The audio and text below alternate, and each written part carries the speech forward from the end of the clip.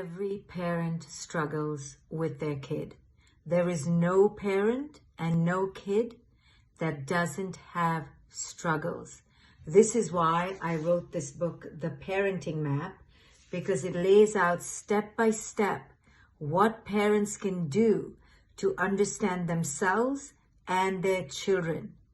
Believing that you don't need to have guidance or help or support as a parent is your greatest delusion.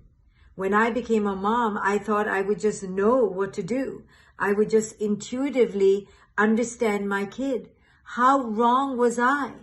I realized that I was set up to believe that by the traditional parenting paradigm that makes us parents believe that A, we need to know it all and it should come naturally, and B, to not have it come naturally means there's something deficient in us.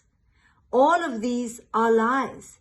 Every parenting relationship is a struggle at some point or another. We all need help. Asking for and getting the help is the greatest thing you can do for your kid. Grab a copy of my book, The Parenting Map.